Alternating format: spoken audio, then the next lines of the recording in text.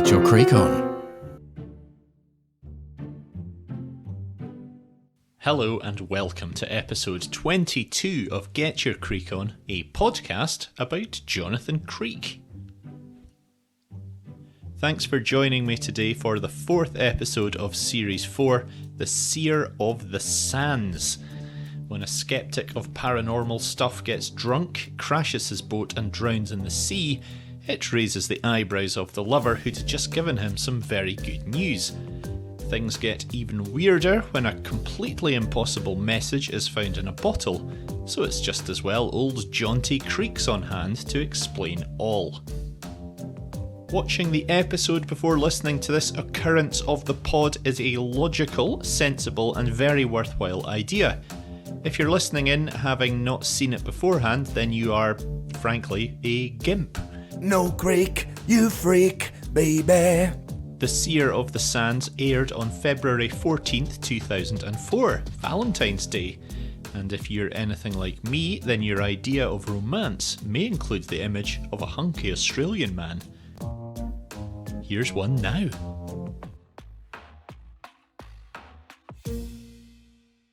Episode synopsis.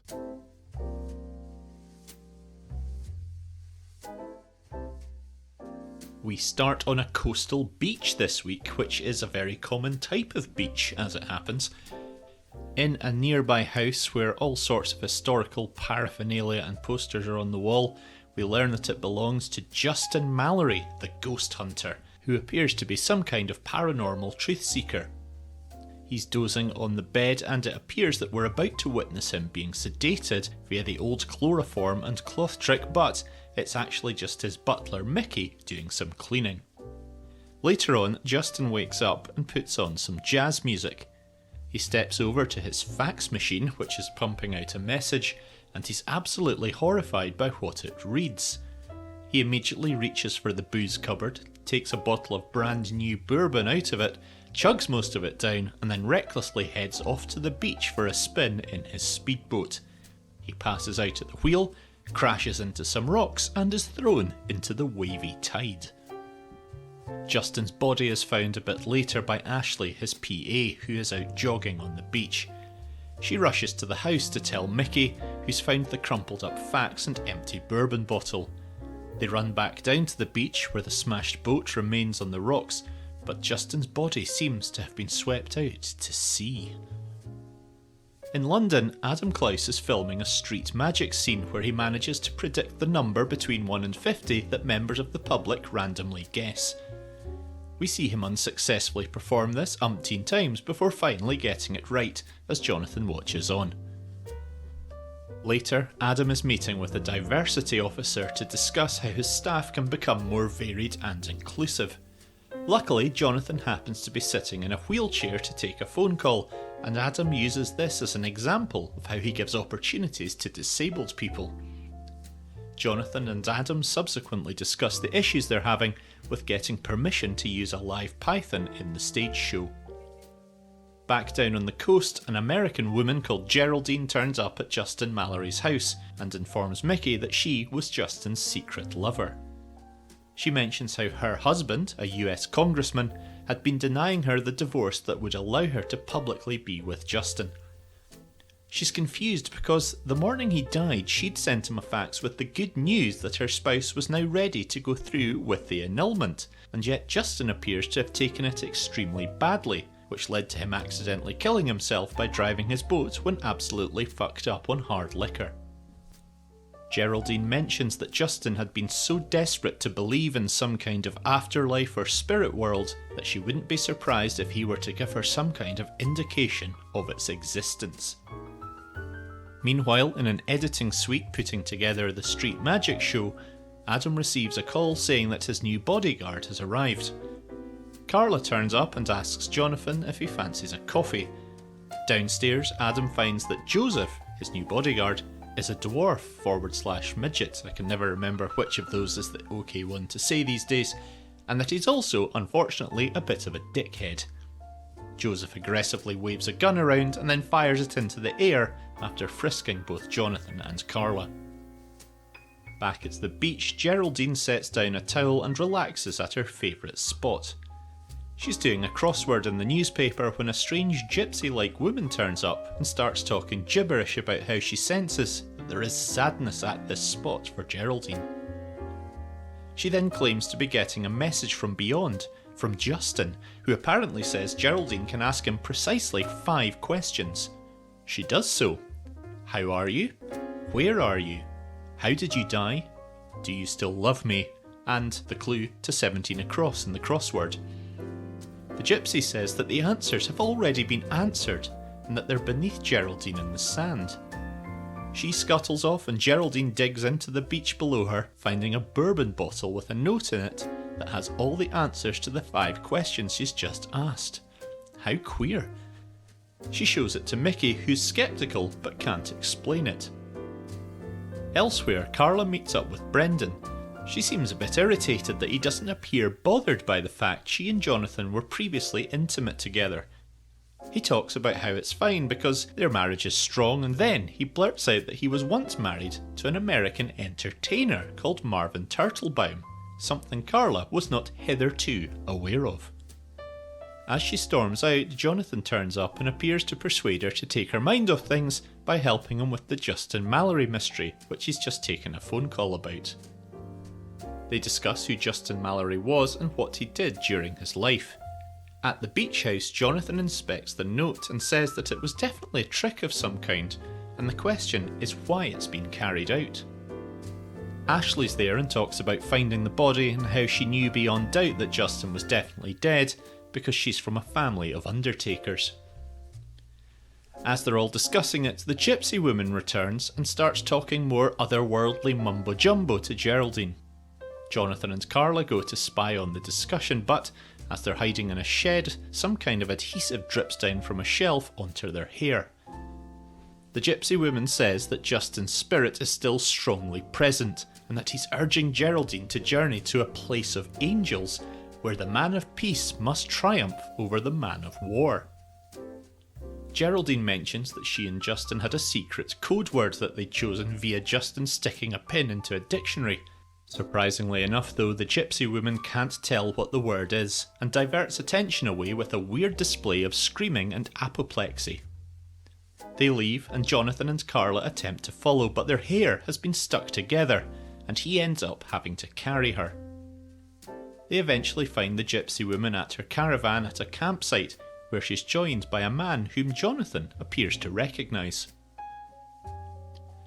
At the house that night, Jonathan, Carla, Geraldine and Mickey eat together, with Mickey preparing enough pasta to feed the number of men who've been intimate with your mum, i.e. loads and loads and loads. They discuss the gypsy lady and her potential agenda. Later on, Mickey mentions to Jonathan that the place is constantly plagued by harvest flies, and then Jonathan remarks on a photo of El Capitan that Justin kept by his bed. Mickey responds by saying that there's a mysterious smear on the glass that always kept reappearing no matter how often he cleaned it.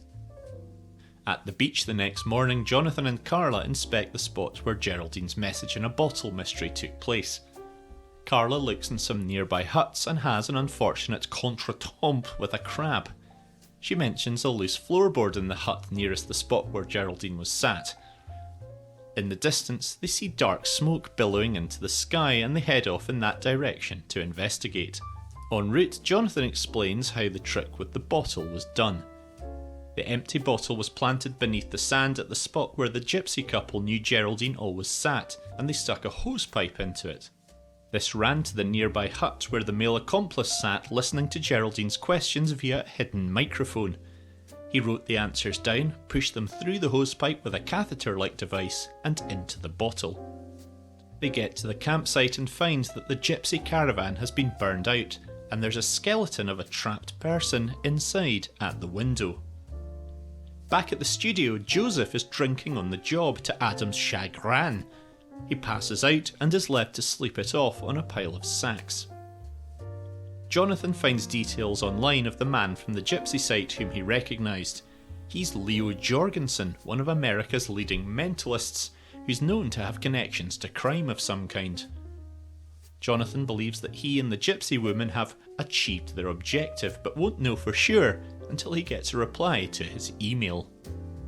At the studio, the python being used in the show has escaped from its cage and staff are attempting to track it down. Unfortunately, it has eaten poor old Joseph whole, which is not going to help Adam's romantic pursuance of Felicia, the diversity and equalities person. At the beach house, Jonathan receives an important email. Down in the kitchen, Geraldine's astonished to find the word scarab, her and Justin's secret code word, spelled out in coffee grounds at the bottom of her cup. However, it turns out that Jonathan planted it there. He spent half the previous night going through Justin's copy of the dictionary, feeling for a pinhole where he'd apparently literally stuck a pin into that dictionary to choose the code word. God, that's just crazy.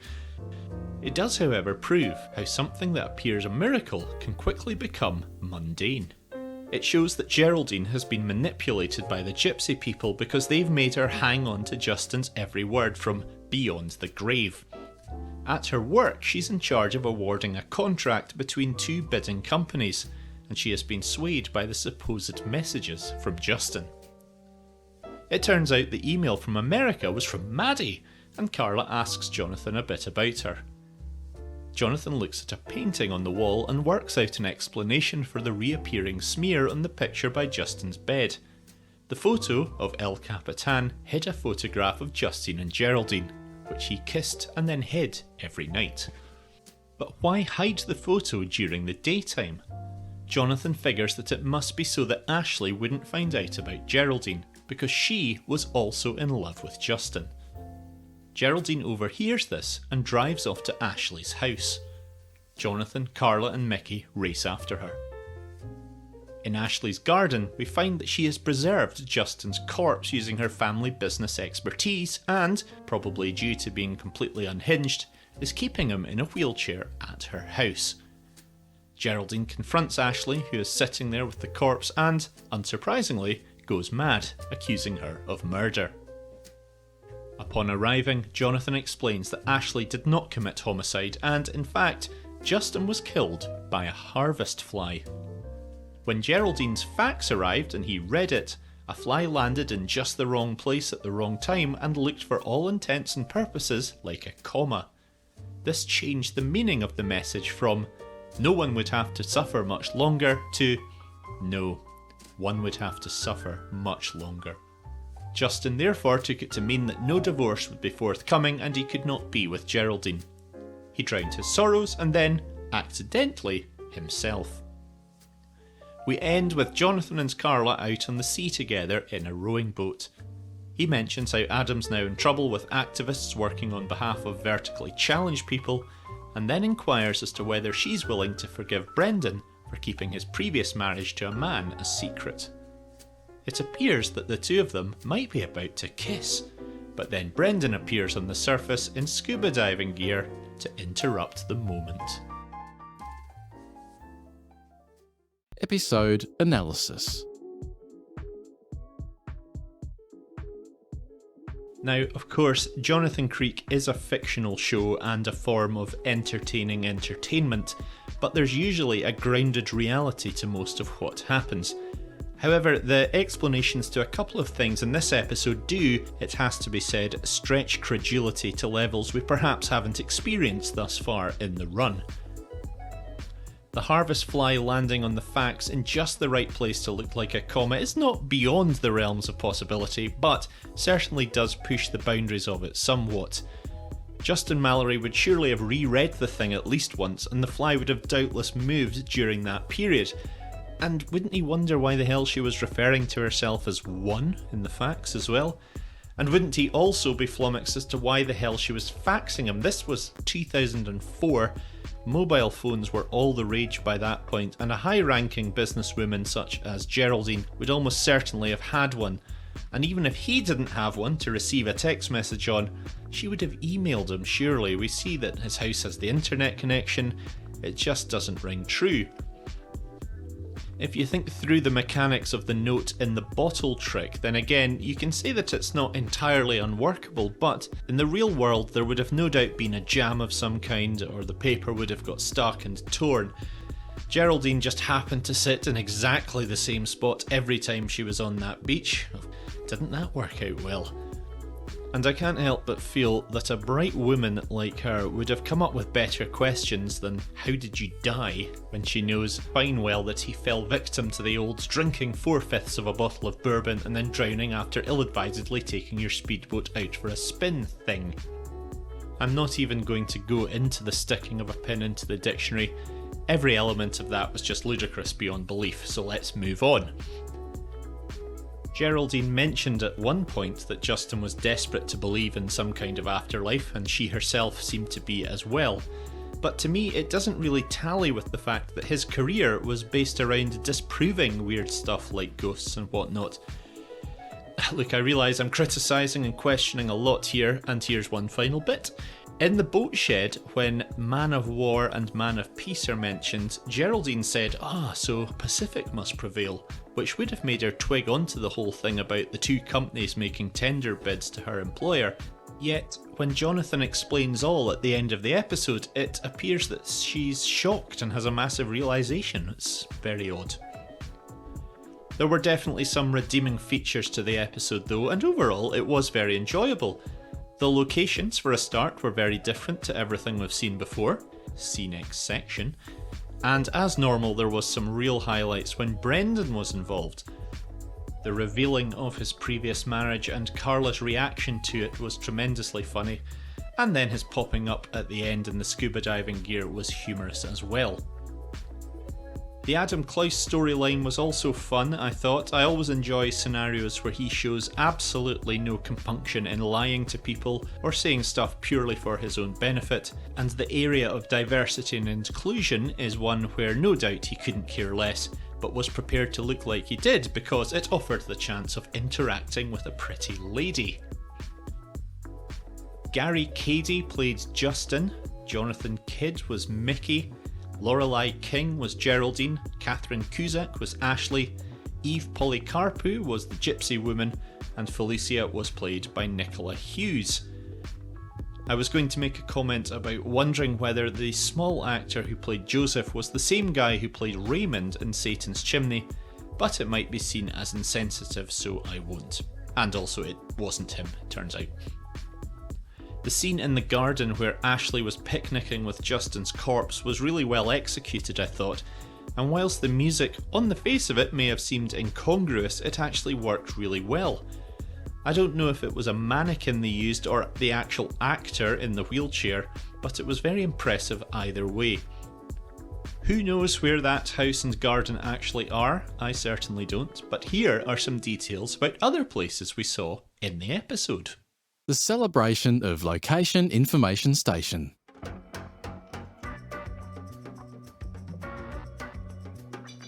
The sands on which much of the action took place this week is Mothcombe Beach on the Fleet Estate in South Devon, quite near Plymouth.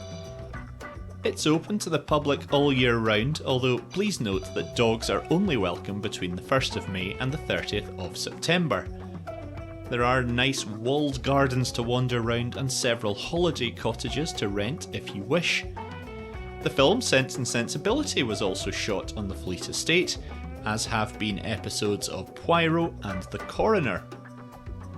I know what you're asking yourself, and to answer your question, the beach is not actually all that close to the other famous South Coast location mentioned here before, Rinsey Head, aka Jack Holliday's house, from way back in episode 2, Jack in the Box. It's actually a good 88 miles away, so just remember to leave at least 2.5 hours of driving time between them on that particular day of your round the country tour of creek locations. We see a few scenes shot at Pinewood Studios this week, notably the one where Joseph pulls out the gun in front of the tour group, and another outdoor scene we saw was at the start of the episode when Adam was, inverted commas, performing out on the street. This took place on Northcote Road, just round the corner from Clapham Common in London. At the start of it, we see him passing an Italian restaurant on the junction with Mallinson Road, and these days it's an ice cream shop called O'Donnell's. They have several stores across London, and their website boasts of numerous ice cream awards that they have won, some as recently as 2010. Wowzers! Creek Connections.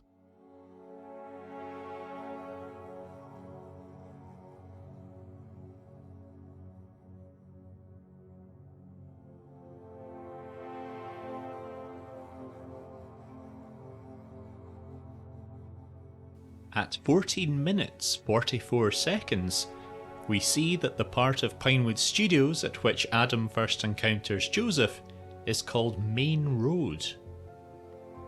Main Road was the name of the previous stadium of Premiership football club Manchester City.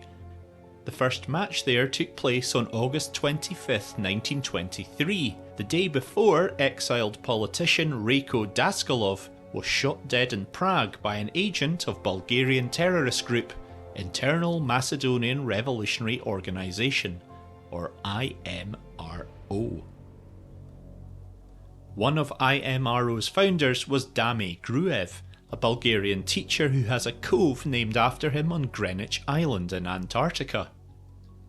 The longest river in Antarctica, the Onyx, stretches for a mere 20 miles and is home to no fish, although certain types of micro-animals live there, including nematodes, tardigrades and rotifers. Rotifers were first described in 1696 by scientist Reverend John Harris, best known as editor of the first ever English encyclopedia in 1707. Encyclopedia also happens to be the name of the third album by American indie rock band The Drums. Former The Drums guitar player Adam Kessler is no relation at all to fellow guitar player Daniel Kessler of the band Interpol, named after the organisation Interpol, whose Secretary General is the former deputy head of Germany's Federal Criminal Police Office, Jürgen Stock. Jürgen Stock attended the University of Gießen in the German town of Gießen, which is twinned with the English city of Winchester. The character of Ed Winchester in The Fast Show was played by actor Jeff Harding, whose long filmography also includes a role in the 1985 film Spies Like Us, starring Chevy Chase and Dan Aykroyd. The minor role of WAMP technician in that film was portrayed by Stuart Milligan, best known as Adam Klaus in Jonathan Creek. Breathtaking, astonishing, thrilling, and all real. It's just wow. Another Creek connection next time.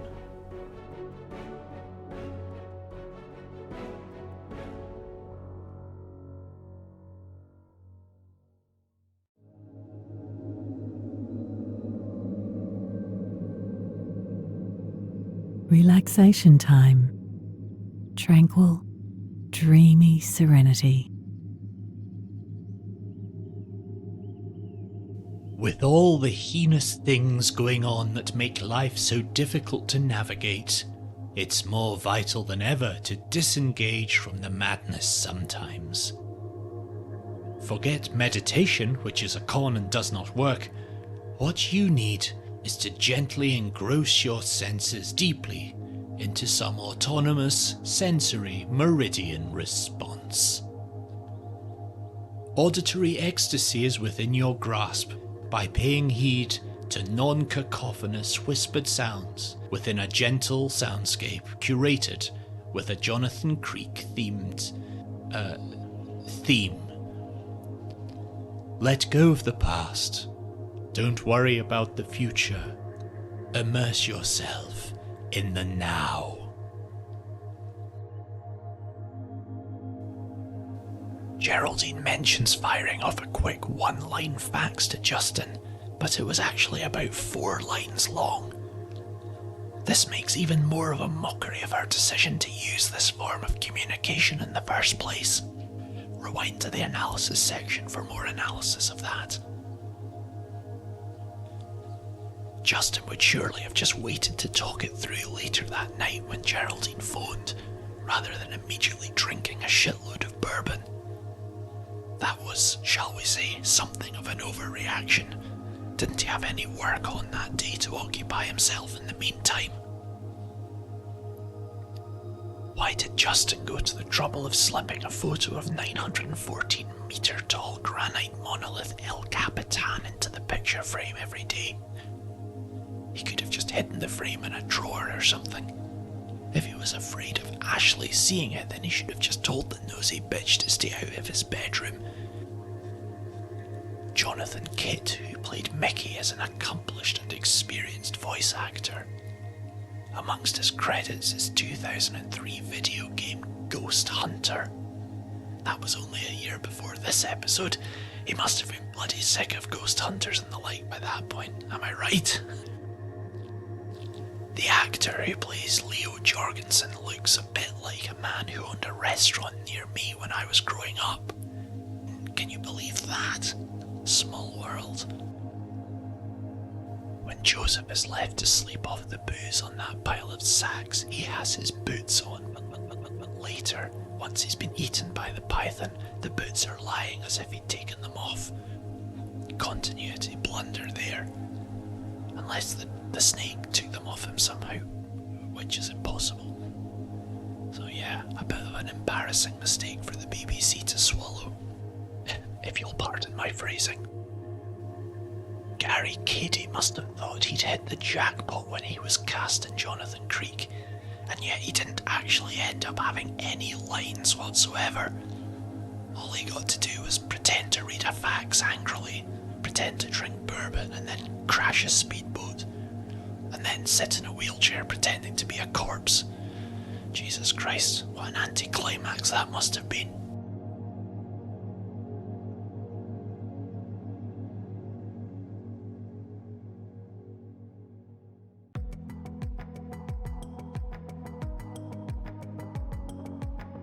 Thank you very much for listening to this episode of Get Your Creek On, which takes us well into the second half of Series 4. If you've been enjoying the show, then why not leave a glowing review on your podcast provider of choice if it has such functionality? This'll really help to further increase the algorithmical reach of the pod and enable others to find and enjoy it. And remember, also hit that subscribe button if you haven't already. I don't mean to sound threatening, but just bloody do it, please. Thanks.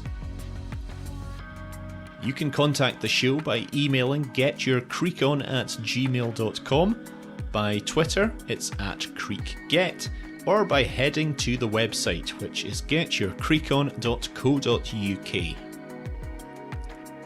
The next episode will be the checkered box, in which a crooked cop looks like he's about to get his comeuppance and protests his innocence despite some very compromising photographs suggesting otherwise.